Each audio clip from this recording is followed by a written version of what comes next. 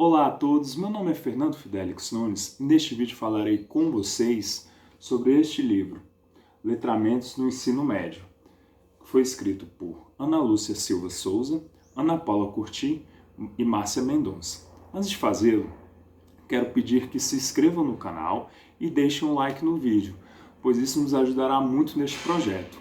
Além disso, a partir de agora, teremos um link para a aquisição de todos os livros que resenhamos aqui no canal.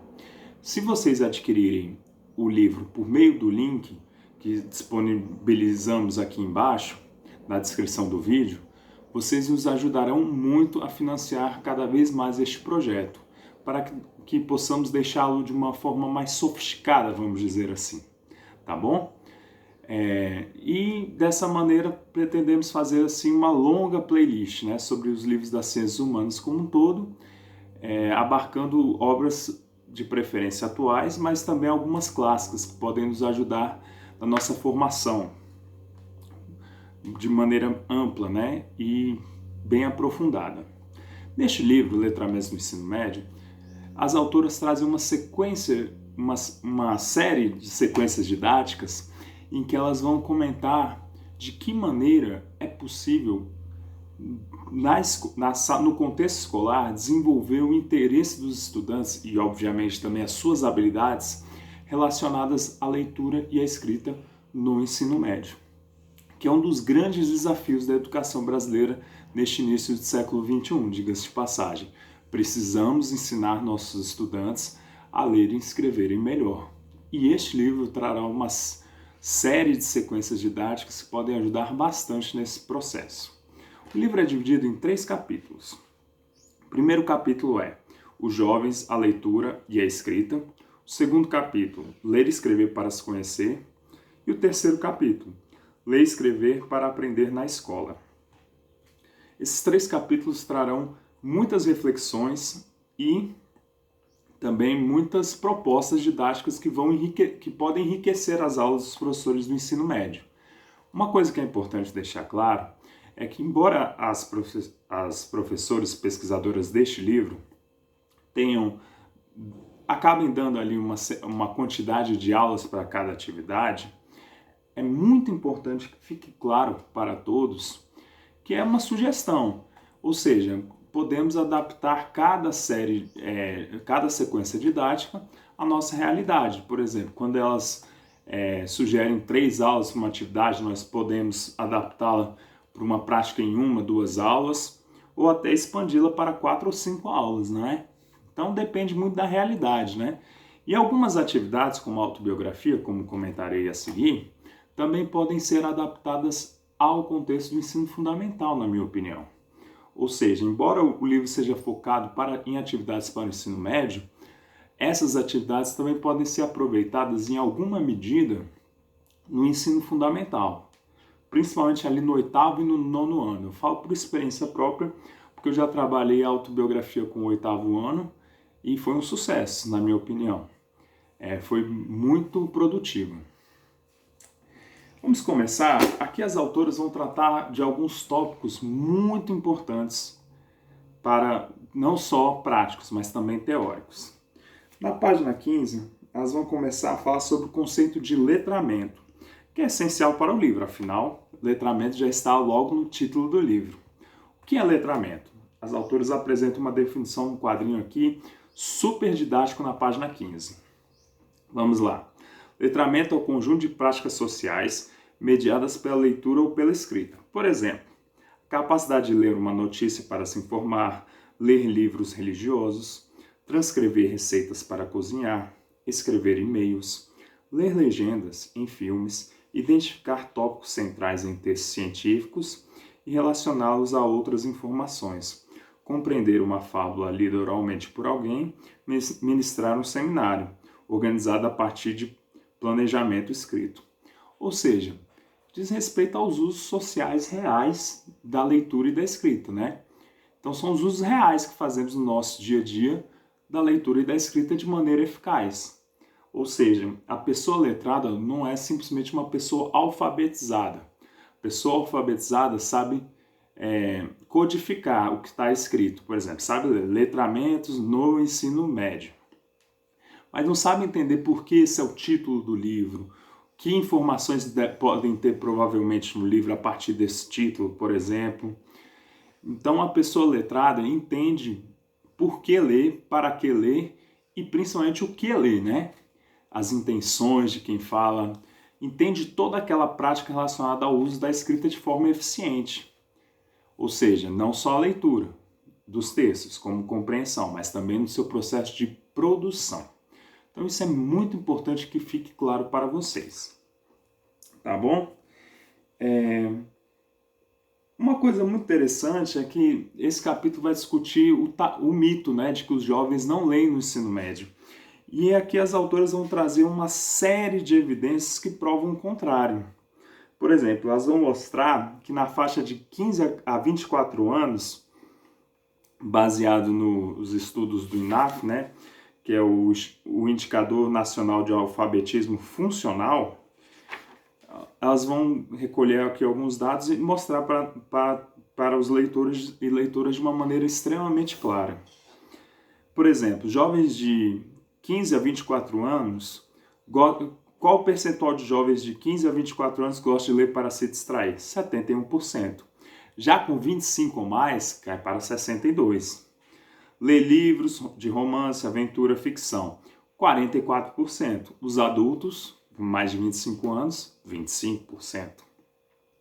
Isso vai se repetindo de uma maneira geral. Só em relação à leitura da Bíblia e de livros religiosos que os adultos com 25 anos ou mais leem mais, né?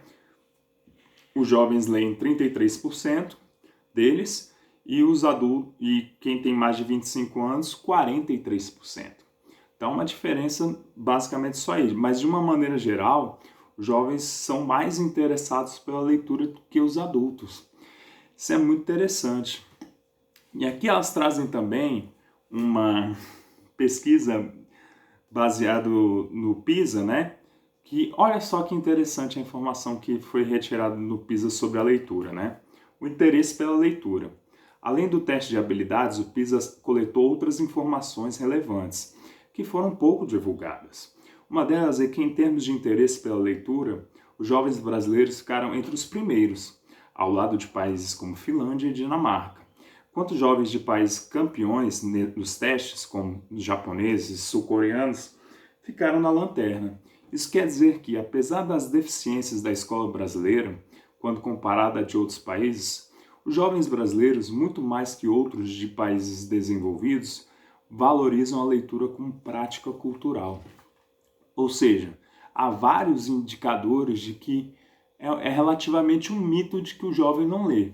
O que acontece é que ele tem uma leitura que não necessariamente é a leitura canônica da escola. Por exemplo, aqui as autoras discutem como eles leem, por exemplo, letras de músicas para aprender, né? Como alguns jovens leem letras de rap, por exemplo. Isso é uma prática de leitura, só que a escola muitas vezes a ignora. Então, aqui as autoras trazem até um preceito do Paulo Freire, que a gente já discutiu no outro vídeo sobre a importância do ato de ler, né? De que é necessário começar e partir a leitura da realidade dos estudantes. Esse é um ponto muito importante, gente. Aí vamos lá. Também tem outros tópicos aqui muito interessantes. Por exemplo, o conceito de gêneros discursivos, que já discutimos também no livro da Roxane Rojo e da Jaqueline Barbosa sobre os multiletramentos, né? Hipermodernidade, multiletramentos e gêneros discursivos, né? Mas é um conceito que vale a pena sempre frisarmos e ser discutido, né? Gêneros discursivos são formas estabilizadas numa dada cultura para organizar a interação verbal. Podem usar a linguagem oral, a escrita e a não verbal. Exemplos são o bilhete, o poema, a crônica, a charge, o currículo, o debate, o rap, o blog, a receita, entre inúmeros outros.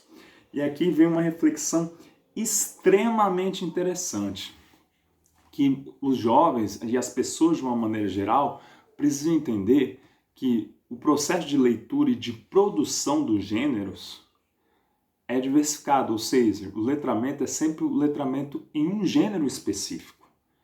Ou seja, a gente não é porque eu aprendi a a escrever um conto literário que eu serei capaz de escrever um artigo de opinião e vice-versa, que eu serei apto a escrever uma crônica, que eu saberei fazer um currículo.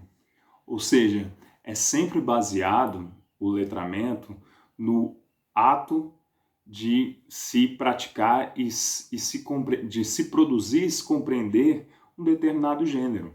E aqui as autoras fazem uma interessante reflexão a respeito disso. O fato é que não se lê uma bula do mesmo modo que se lê um romance. Tampouco se escreve um relatório de trabalho do mesmo modo que se produz um e-mail, aqui na página 25, para um amigo. E não se lê da mesma forma nas diferentes fases da vida, infância, juventude, idade adulta, velhice. Tampouco se podem desconsiderar as influências de aspectos relacionados à classe social, gênero, raça, etnia, religiosidade, entre outros. Ou seja, muita coisa vai influenciar na maneira como lemos e produzimos um determinado gênero discursivo, né? Ou seja, um texto, de uma maneira geral. E aqui, sobre os modos de ler, as autoras trazem uma reflexão interessante no mural modos de ler, modos de ser, né? Que elas vão comentar aqui nessa sequência. É importante levá-los a perceber que os variados modos de ler um texto decorrem das situações nas quais a leitura está envolvida, que são bastante diversificadas, assim como os motivos para ler também o são. Questione os alunos sobre esses motivos de ler. Como costumamos ler na escola?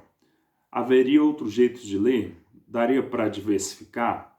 E no futuro, como a leitura poderá ser feita na escola? Aqui na página 32 e 33, essa parte.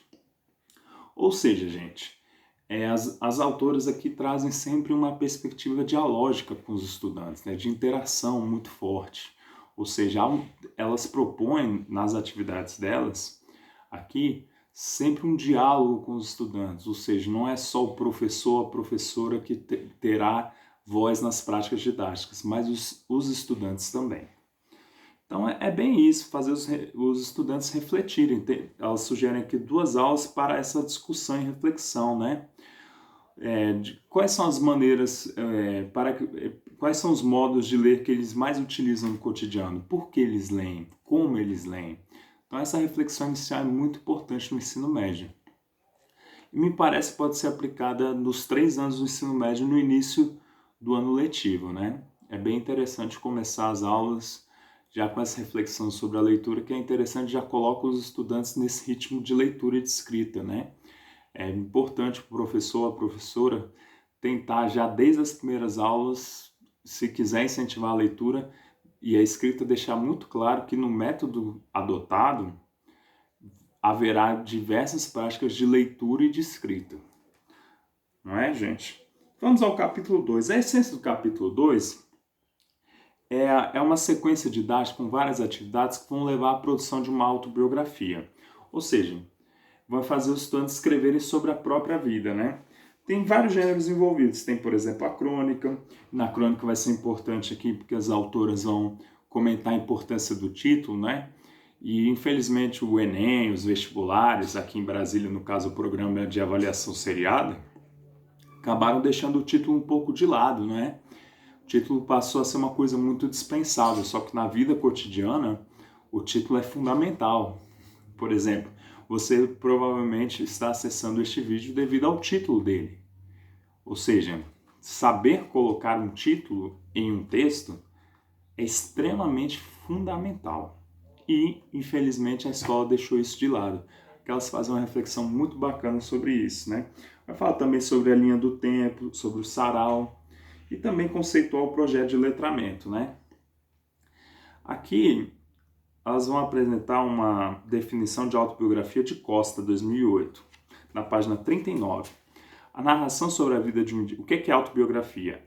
É a narração sobre a vida de um indivíduo, escrita pelo próprio, sob forma documental, ou seja, é uma prosa em que uma pessoa real faz de sua própria existência, acentuando a vida individual e, em particular, a história de sua personalidade.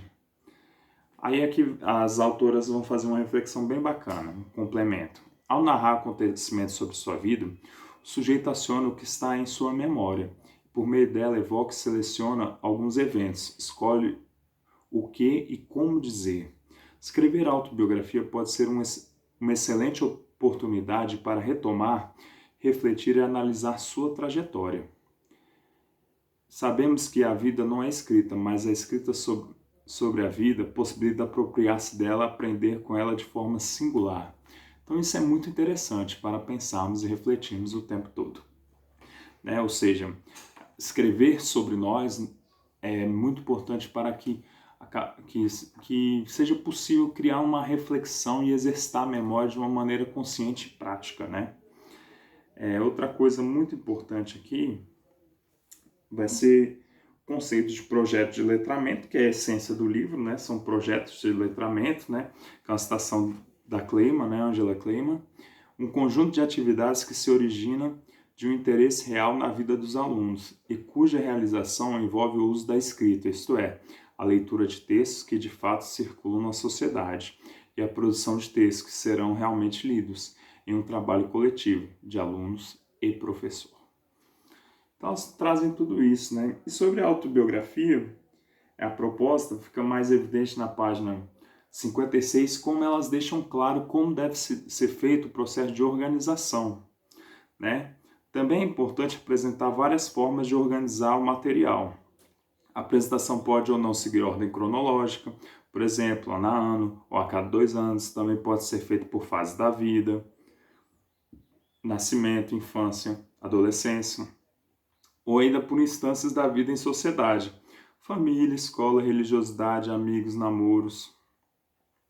Ou seja, elas dão aqui um projeto bastante interessante sobre essa proposta. Inclusive, sugerem a leitura de exemplos de autobiografias para os estudantes verem como é um trecho de uma autobiografia e de que maneira ela pode nos ajudar a pensar sobre a nossa própria vida. Capítulo 3, Ler e Escrever para Aprender na Escola, na minha opinião, é o melhor capítulo do livro e é o mais específico. E aqui é muito importante. Muitos professores reclamam na hora de ler materiais de formação contínua, né, que dão continuidade à sua formação enquanto educadores, de que os materiais não são suficientemente específicos. Isso realmente é um problema. Só que o capítulo 3, o livro como um todo, mas principalmente o capítulo 3, é muito específico sobre diversas práticas ligadas a ler e escrever para aprender na escola. Por exemplo, já no início aqui tem uma reflexão muito interessante sobre a leitura de problemas de física, né?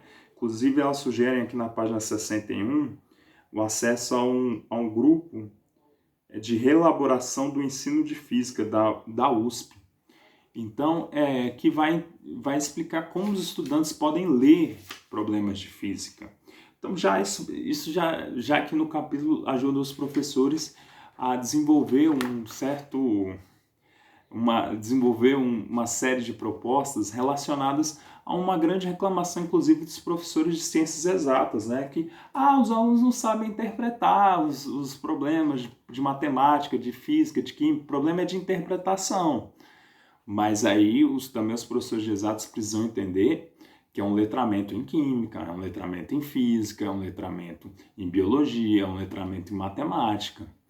Então, esses professores de ciências exatas precisam também ensinar os seus estudantes a lerem e compreenderem esse conjunto de assuntos, porque ler um artigo de opinião não é a mesma coisa que ler um problema de matemática ou de química, ou de física, são duas coisas muito distintas. Claro que envolve a leitura, os dois processos acabam envolvendo a leitura, mas são duas leituras muito diferentes, com objetivos diferentes, com abstrações muito diferentes. Então, infelizmente, ainda falta esse diálogo ser bem sistematizado no dia a dia da escola, mas há pesquisadores que estão ajudando nesse processo, como elas citam aqui, né? E aqui elas já vão começar na página também 66 a discutir a importância das anotações, né? Como é que as anotações vão ajudar os estudantes do ensino fundamental e médio? Os jovens aprendem muito com essa atividade, pois deverão ser capazes de, olha o que elas falam na página 66.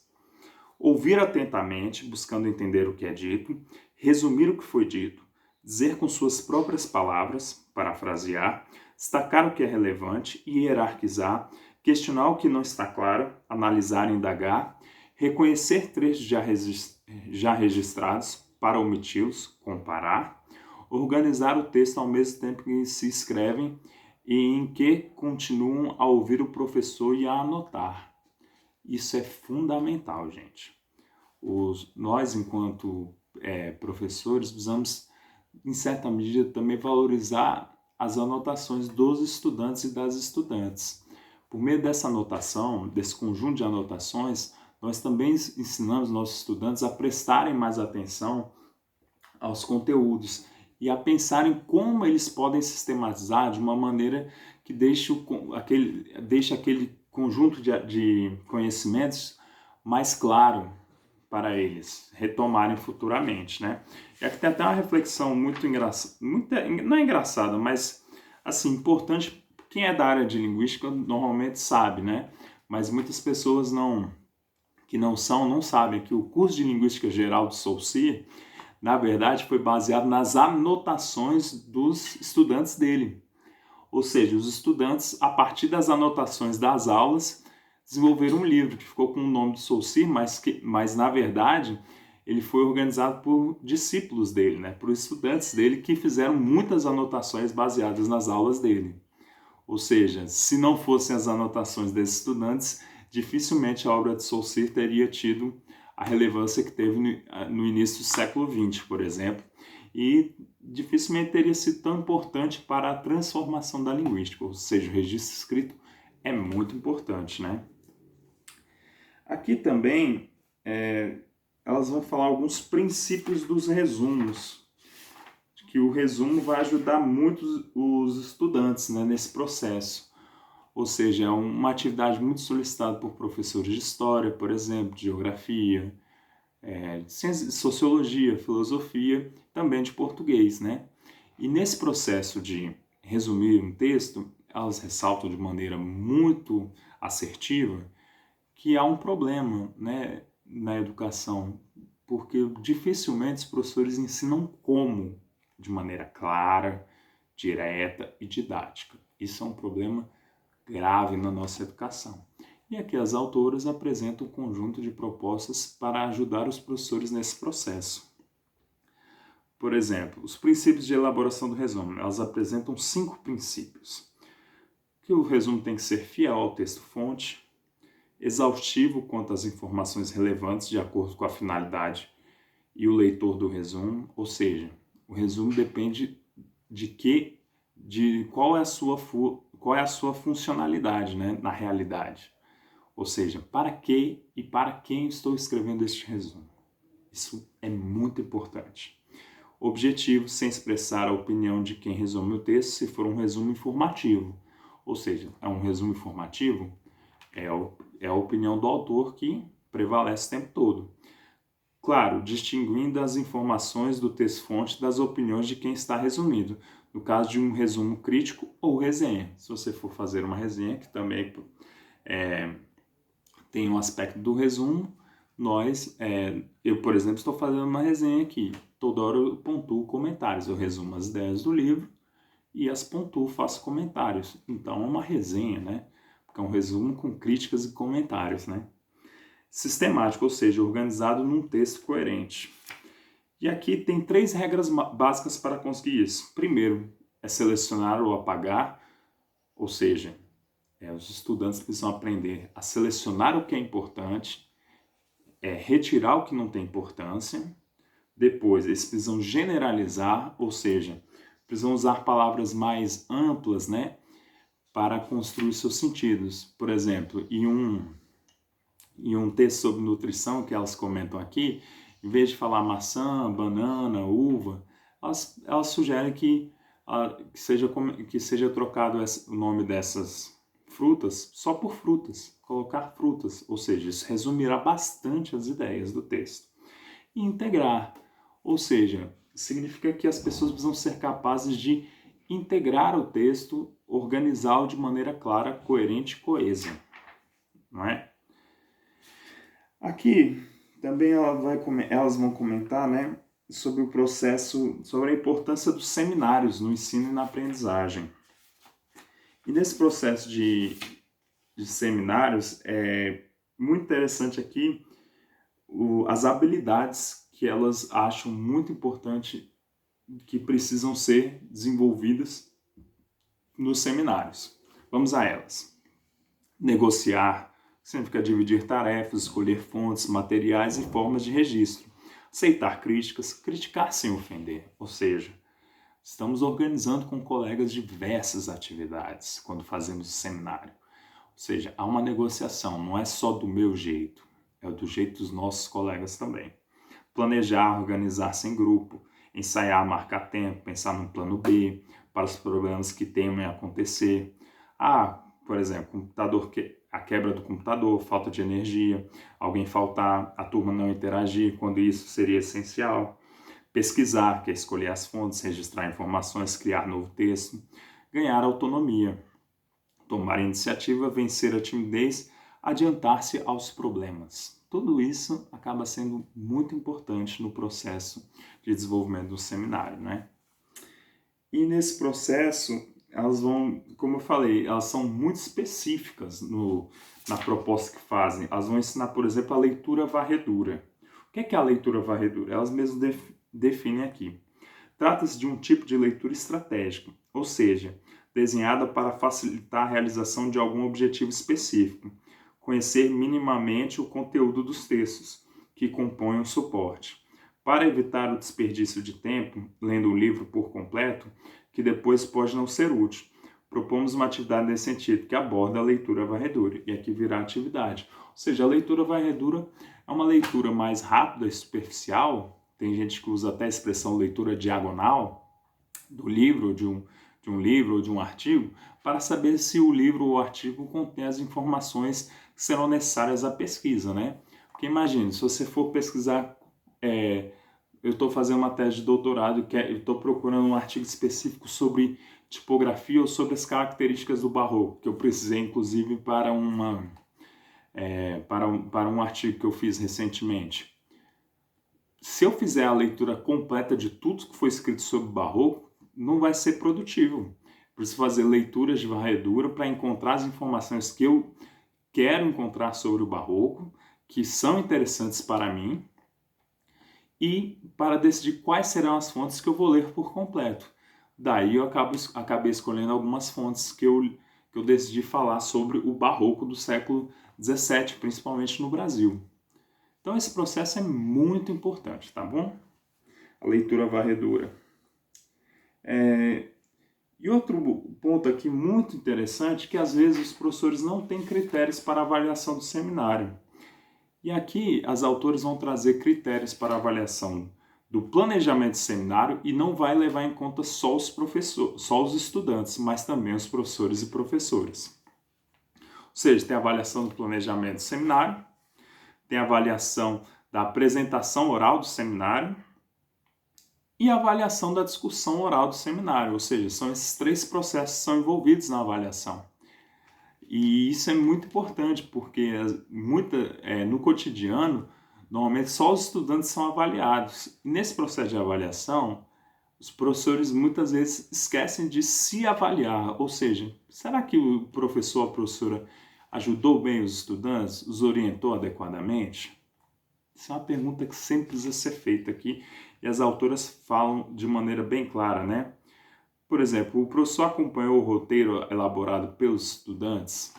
Claro que aqui a gente tem que deixar claro que depende muito da condição de trabalho dos professores também, né?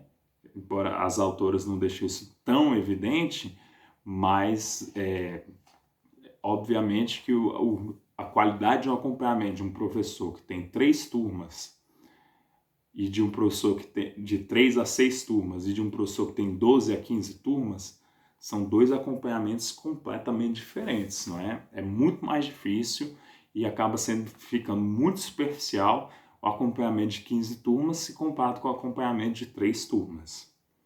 Então isso precisa ser levado em conta sempre nesse processo. E por fim, vem um decálogo para ensinar a ler e escrever, né? Que são um conjunto de dicas no final do livro, na página 109, aqui bem didático e prático, né? Eu vou ler aqui umas 3 aqui para vocês entenderem as ideias principais das autoras. Repertório é o ponto de partida. Precisa unir saber e sabor. Selecione o conjunto de textos a serem lidos ao longo do ano, de acordo com a sua disciplina, que sejam ao mesmo tempo interessantes para os jovens e úteis para os objetivos de ensino.